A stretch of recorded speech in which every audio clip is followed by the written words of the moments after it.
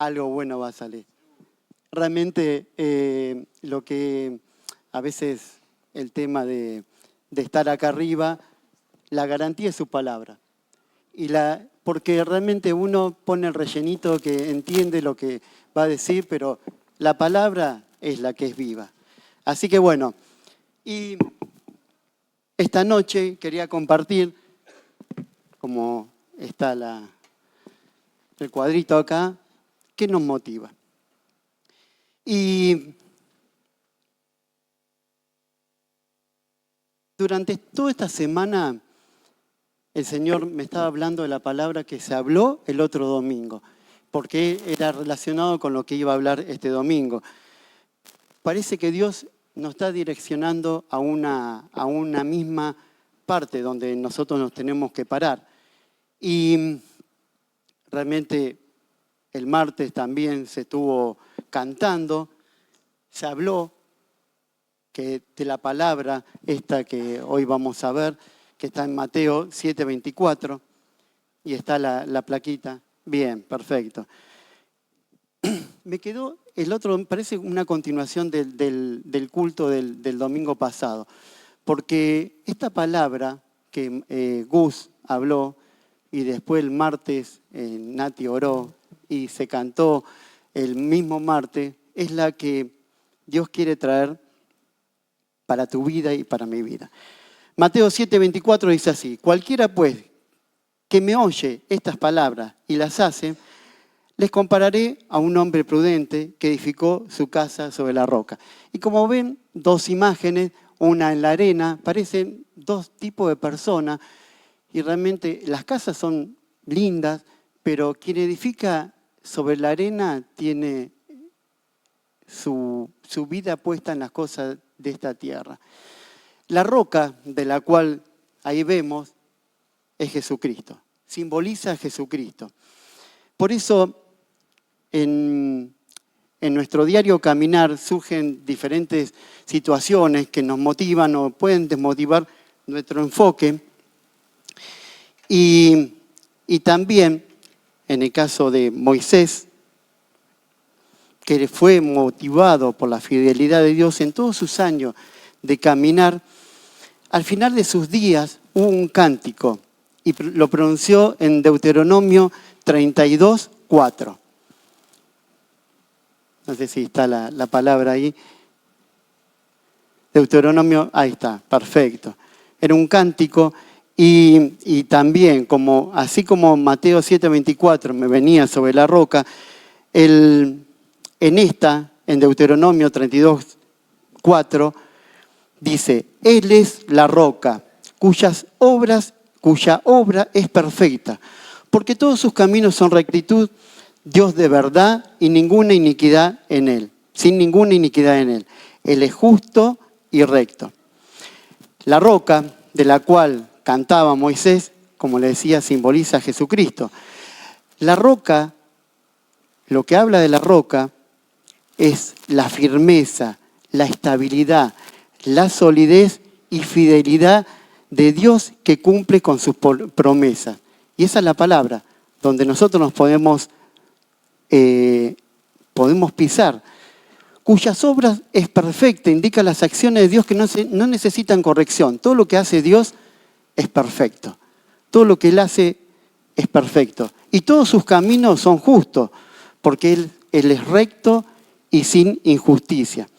Por eso la motivación de Moisés, en este caso, fue responder al llamado de Dios para liberar a un pueblo, al pueblo de Israel, del sufrimiento de la esclavitud, enfrentando a sus inseguridades y dificultades, porque él era tartamudo.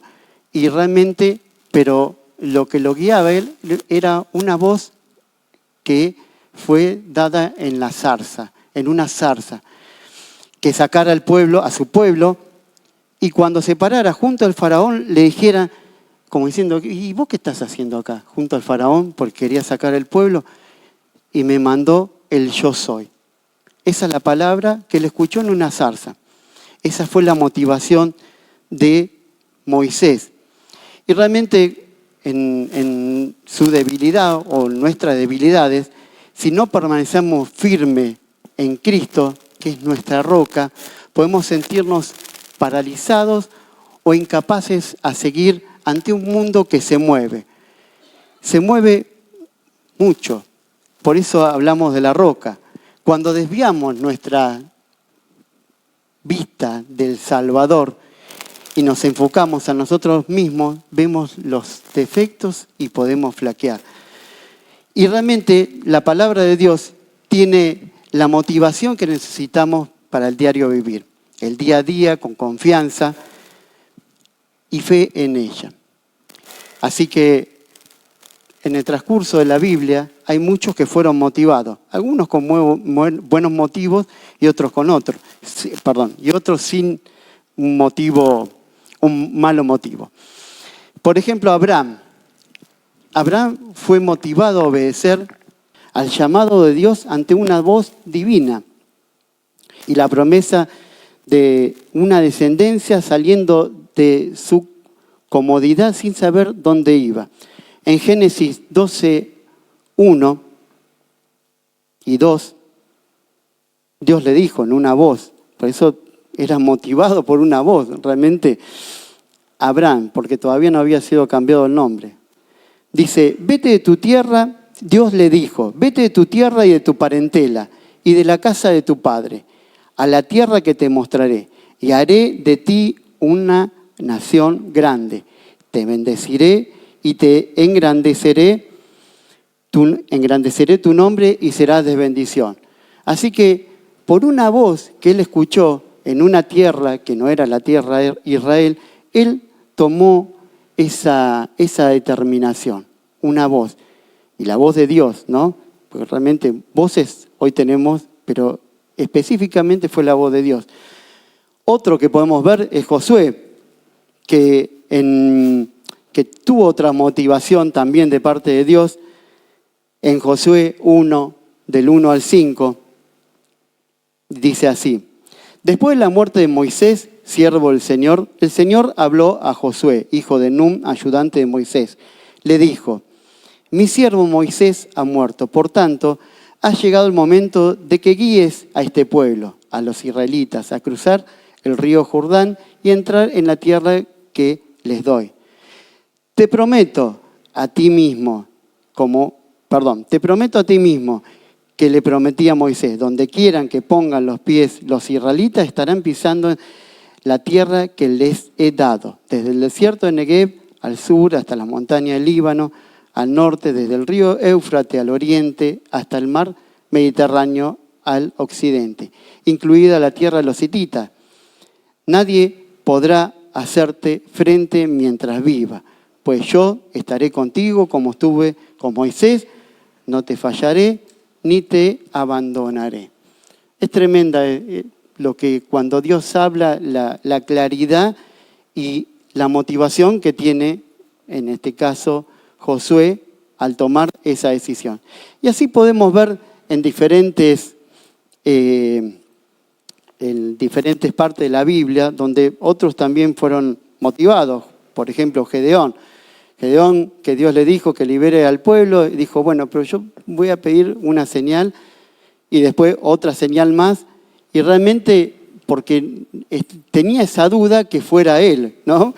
Pero Dios le confirmó entre una señal y la otra, ¿no? Porque la señal, después esto lo podemos ver en Jueces, capítulo 6 al 8, es muy lindo también para verlo, porque realmente como Dios le da la victoria en un supuesto, en lo que él en la motivación que había tenido de parte de Dios a liberar al pueblo, pero con pocos soldados. Es tremendo, pero bueno, Jueces del 6 al 8, si lo quieren leer. Después la reina Esther, en el libro de Esther, habla de esta mujer que llegó a ser reina y su motivación fue el amor a su pueblo y la valentía a arriesgar su vida para salvarlo de la destrucción. Yo no sé si te lo dije ahí, en Esther 3, del 8 a 11, no sé si lo tenés, del 8 a... Bien, perfecto. No, pues de acá no lo veo, así que lo estoy leyendo. No tengo los lentes. Dice así. Sí, no, pero lo tengo acá. Y dijo Amán al rey Asuero: hay un pueblo esparcido y distribuido entre los pueblos de todas las provincias de tu reino, y sus leyes son diferentes a las de todo pueblo, a las del todo pueblo. Y no guardan las leyes del rey, y al rey nada le beneficia dejarlos vivir. Así estaba incentivado Amán. Si place el rey, decrete que sean destruidos, y yo pesaré 10.000 talentos de plata a los que manejan la hacienda para que sean traídos a los tesoros del rey. Entonces el rey quitó el anillo de su mano y lo dio a Amán, hijo de Hamedata, Agageo, enemigo de los judíos. Y en el 11, en el 3:11 dijo, y le dijo: la plata que ofreces sea para ti, asimismo, el pueblo, para que hagas de él lo que bien te parece. Así que Naamán, motivado, no una buena motivación, sino motivado a destruir el pueblo de Dios, realmente porque un tal Mardoqueo, que era el tío de Esther, no se negaba a adorarlo. Cuando él pasaba, se negaba a arrodillarse ante él. Entonces él estaba furioso. Esta furia lo llevó a motivar, a decir: este es un pueblo judío, este es judío. Así que planeó matar a Mardoqueo, y entonces, sabiendo lo que Amán iba a hacer, Mardoqueo habla con ya la reina Esther. Y ella tuvo que actuar conforme a lo que el tío le decía, tuvo que actuar motivada por lo que decía. En Esther 4:14 es muy, muy lindo lo que dice, pero también es confrontativo. Dice así: si te quedas callada en un momento como este, el alivio y la liberación para los judíos surgirán de algún otro lado, pero tú y tus parientes morirán. ¿Quién sabe si no llegaste a ser reina precisamente para un momento como este? Es tremenda esta palabra, porque realmente capaz que hoy tenés una situación que vos decís, y vine para acá y realmente, ¿qué te sentiste motivado? ¿Qué situación tenés que quizás cambie en el transcurso de tu vida?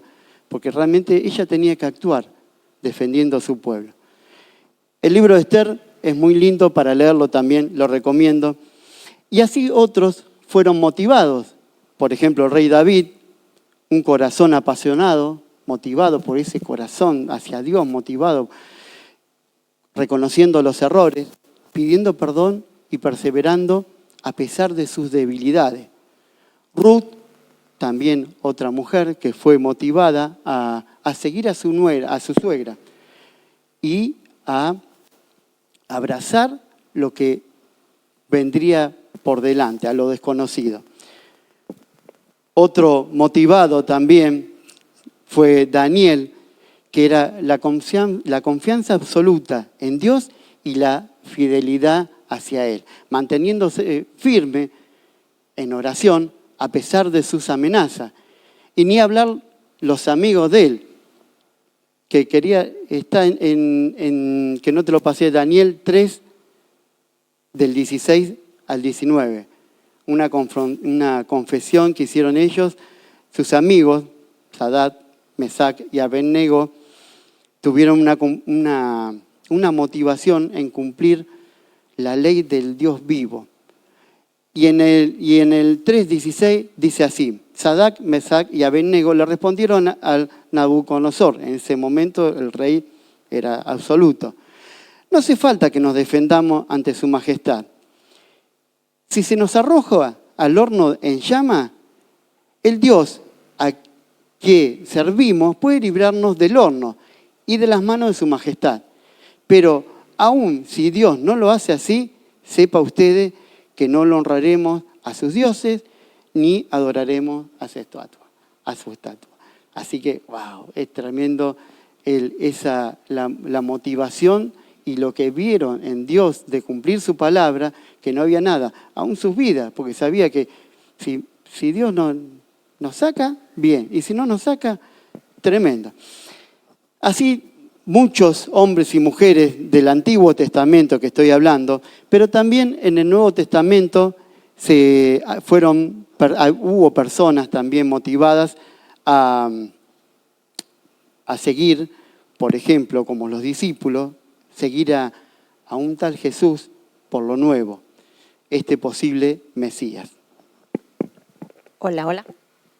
Bueno, a mí me toca esta parte. Javier nos fue contando toda la historia de héroes de la fe, ¿no? Héroes que, sin ver, motivados por una voz a través de una zarza, a través de ángeles, de sueños, de personas, fueron motivados a seguir y obedecer, accionar, ¿no? Era una motivación que requería un paso de acción, de obediencia. Resulta que esta motivación, esta palabra al pueblo de Dios obedecía, nos dice ahí Juan 1, del 3 al 4. A ver si la encontrás. Juan 1, del 3 al 4, que existió desde el principio, esta palabra motivadora en los antiguos, existió desde el principio y vino a habitar entre nosotros. Así lo dice la Biblia. A ver, en el principio ya existía el verbo que es acción, ¿no? Y el verbo estaba con Dios y el verbo era Dios. Dice, por medio de él todas las cosas fueron creadas. Esa palabra que motivaba a estos héroes de fe, por medio de ese verbo, esa palabra, todas las cosas fueron creadas. Sin él, nada de lo creado llegó a existir. En él estaba la vida, y la vida era la luz de la humanidad. Después continúa Juan, pero vamos a saltar al 10 al 12. Y dice, el que era la luz ya estaba en el mundo. Esa palabra motivadora, ya estaba en el mundo. Y el mundo fue creado por medio de él, pero el mundo no lo reconoció.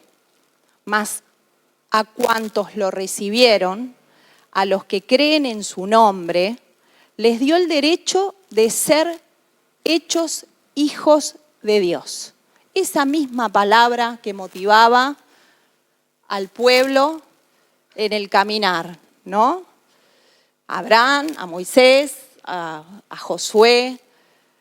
Dice, después Juan 1:17, continúa un poquito más ahí. Esta palabra era la ley también, pues la ley fue dada por medio de Moisés, mientras que la gracia y verdad nos han llegado por medio de Jesucristo. Entonces resulta que esa palabra habitó entre nosotros, fue desde el principio, nos hizo hijos de Dios, según dice, ¿sí? Y vino a mostrar gracia y verdad.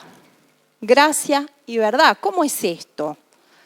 A ver, esa palabra que también era la ley y que también motivaba a obedecer porque había mucha promesa de bendiciones, como también mostraba grandes calamidades y maldiciones por la desobediencia.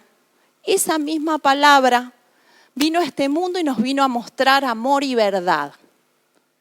Entonces yo reflexionaba, ¿no?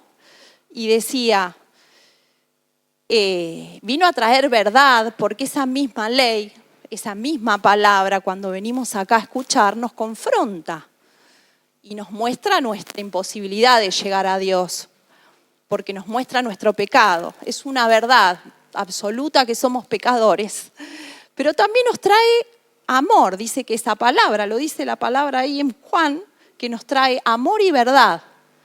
nos trae la verdad de que es imposible llegar a Él, pero que urgentemente viene a pagar Él y a traer justicia para poder ir a Él. Nos trae amor. A ver, vamos a ver en Filipenses, si nos aclara un poco más esto. Porque es profundo, es alto. Es algo que lo tiene que revelar el Espíritu. Es muy, muy profundo. Y dice, a ver, Filipenses 2, del 6 al 8, a ver si trae más luz la palabra. Dice, quien siendo por naturaleza Dios, esa palabra, ¿no? Esa palabra, esa ley también, esa palabra que desde el principio creó todo lo que existe, que vino a este mundo entre nosotros, que nos hizo hijos de Dios y que trae amor y verdad. Esa palabra, quien siendo por naturaleza Dios, no consideró el ser igual a Dios como algo a que aferrarse. Por el contrario, se rebajó voluntariamente tomando la naturaleza de siervo y haciéndose semejante a los seres humanos, y al manifestarse como hombre se humilló a sí mismo. No solo dejó su lugar de Dios, y no solo se hizo hombre, sino que se humilló a lo más bajo y se hizo obediente hasta la muerte, y muerte en la cruz. La verdad que un amor extravagante en el que nos invita la palabra a pensar, a conocerlo, a conocer esta verdad, este amor, esta verdad que vino y se hizo hombre y habitó entre nosotros. Esta verdad nos invita a conocerla, porque es la que nos va a llevar y nos va a motivar, como a esos hombres de fe, a caminar en este tiempo en una nueva ley, que es la ley del Espíritu, la ley del amor.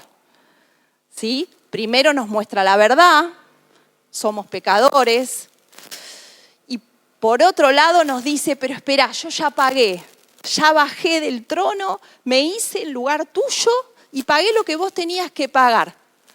Solamente conocelo, presta el oído, presta el corazón, créelo y accioná, como los hombres de fe aquellos.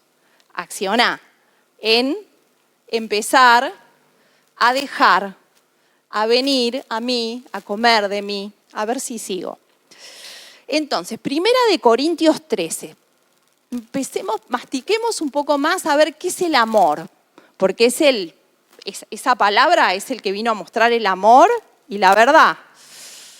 Y esa palabra es la que dice, nos motiva a, 1 Corintios 13, del 4 al 7, nos motiva a amar, a ver cómo. Y si lo llevamos, estuvimos los miércoles, nosotros tenemos estudios por Zoom y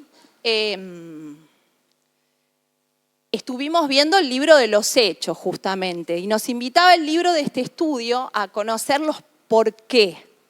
Las motivaciones, digo yo también, porque cuando Dios empieza a hablar todo es una palabra viva, ¿no? Que te lleva, y esos por qué. Entonces yo llevaba 1 Corintios 13, a ver si lo podemos hacer. El por qué en este caminar en Él que nos invita en este nuevo caminar como hombres y mujeres de fe. El por qué ser pacientes. El por qué ser bondadosos. ¿Cuál es la motivación para no envidiar, ¿sí? Ni ofender? Para no exigir que las cosas se hagan a mi manera. ¿Por qué no exigir que las cosas se hagan a mi manera? La motivación para no irritarme, no llevar la lista, registros de las ofensas que me hacen. El por qué alegrarme en la injusticia ahora, en este caminar. No alegrarme en la injusticia, sino por qué alegrarme ahora en la verdad que triunfa. ¿Por qué?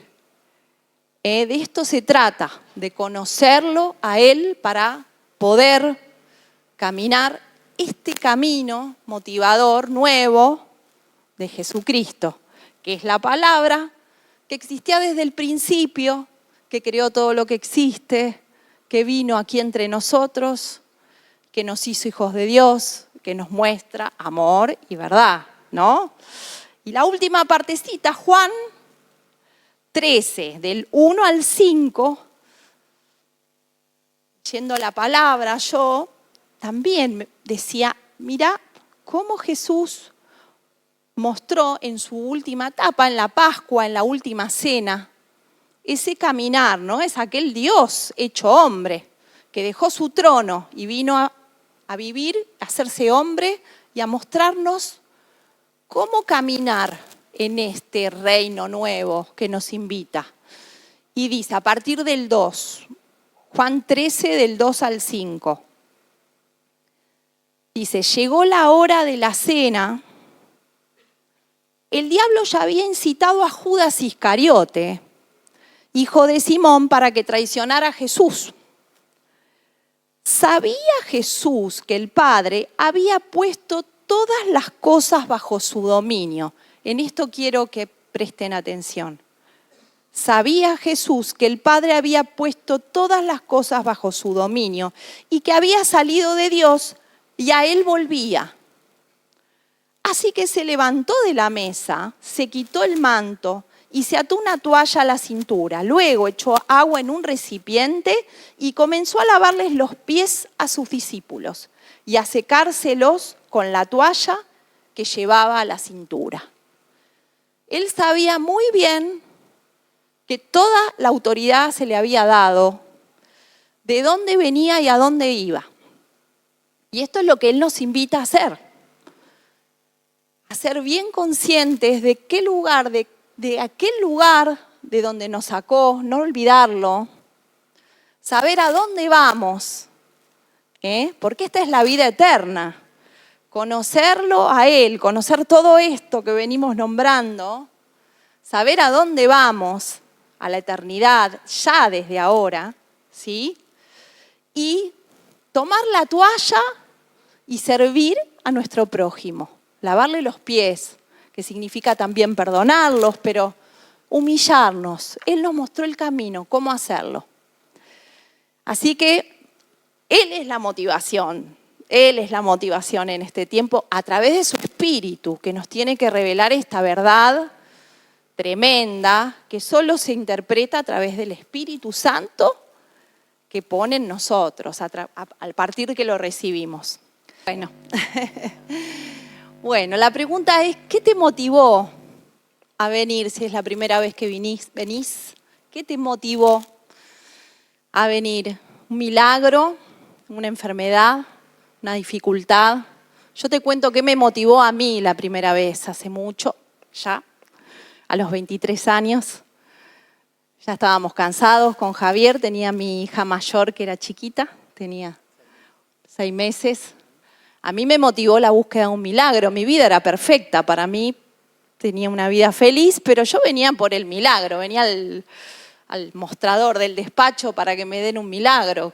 Me dijeron que mi mamá tenía problemas psiquiátricos, mi vida era un caos. Ya me había ido de casa, me casé muy jovencita por eso también, pero el problema seguía, así que yo necesitaba un milagro. Era grande el problema con mi mamá. Y cuando llegué, la palabra, aquella, la verdad, la que se habitó entre nosotros, me confrontó con mi pecado. Y me dijo que yo no era libre. Yo venía por el milagro, pero Él me confrontó con el pecado. Pero me mostró el amor, me mostró esta verdad y me pidió que lo siga, pero tenía que dejar mi pecado. No fue rápido. Me llevaba la mochila de pecado, volvía con la mochila de pecado. Tuve tiempo. Costaba volver porque la mochila de pecado me condenaba, me decía que no era apta, pero la palabra de amor era fuerte. Hasta que empecé a animarme a dejar, a sacarme el peso, a perder lo mío y empecé a conocer la profundidad de ese amor. Y así lo seguí. Por eso te invito que si el amor de de Cristo que te invita en esta hora, te conmueve, lo sigas. Que Él te va a ayudar, porque lo vas a recibir y te va a dar el regalo de su Espíritu, que va a hacer que esa mochila de pecados te va a ayudar a quitarla, a revolearla. La vas a tirar al fondo de la mar para que no vuelva más, con la ayuda de su Espíritu. Y además todo el resto que viniste a buscar te lo va a dar. Capaz que no en el tiempo y de la forma que vos pensabas, pero te lo va a dar, porque es grande la promesa, es eterna. Así que hasta acá hablé yo y Javi los va a ayudar. Hola. Bien. Bueno, la verdad que el video y todo lo que Dios trajo de estar firme y motivados. Y una última palabra, Romanos 12:2. No te la había pasado. Y es realmente es muy hermosa. Dice así su palabra. Y no vivan ya como vive todo el mundo. Al contrario, cambien de manera de ser y de pensar. Así podrán saber qué es lo que Dios quiere, es decir, todo lo bueno, agradable y perfecto. Y si hoy estás acá es porque Él te trajo, Él te motivó a venir. Quizás los padres motivamos a nuestros hijos, quizás un amigo te motivó a venir acá. No es casualidad que esté, Él te motiva. Realmente eso es lo más importante. Y te motiva a continuamente a tomar de Él, a estar parado sobre la roca. Porque todas las cosas hoy se están moviendo, pero Él no se mueve. Su palabra no se mueve.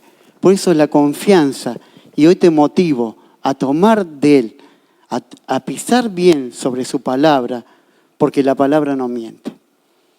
Así que, si cerramos los ojos, me gustaría hacer una oración para aquellos que, si estás por primera vez y viniste buscando, como decía Cari, un milagro, Él te está llamando. Él quiere sacar todo de tu vida y quiere que tengas la vida eterna dentro de ti. Eso es lo más importante. Eso, lo más hermoso, es recibirlo a Él. Si estás por primera vez y querés hacer esta oración, decilo conmigo. Señor Jesús, yo te entrego hoy mi vida, mi corazón. Perdona mis pecados, Señor, y anota mi nombre en el libro de la vida, para que ya no viva yo, como dice Pablo, sino vivas tú en mí. Y si hiciste esta oración, el Señor ya entró a vivir en tu corazón. El Espíritu Santo entró a vivir en tu corazón. Y lo más importante, porque como dice tu palabra, dice, y esta es la vida eterna. Cuando Jesús oró, dijo, y esta es la vida eterna, que te conozcan a ti, Padre, y a Jesucristo, a quien tú has enviado. Y esto es lo más hermoso, es conocerlo a Él. Es conocerlo a Él. Y después el Señor irá moldeando tu carácter, tu vida. Él es bueno. Él es un Dios de amor. Así que, Señor, gracias por este momento. Gracias, Señor. Gracias por tu Espíritu. Gracias porque tu palabra se mantiene a través de los años. Dice, cielo y tierra pasarán, mas mi palabra no pasará. Cielo y tierra pasará, mas mi palabra no pasará. Y eso es lo que tomamos hoy, de tu palabra, Señor. Gracias, Padre. Gracias, Señor. Gracias por tu Espíritu Santo que está acá, en medio nuestro. Gracias, en el nombre de Jesús. Amén.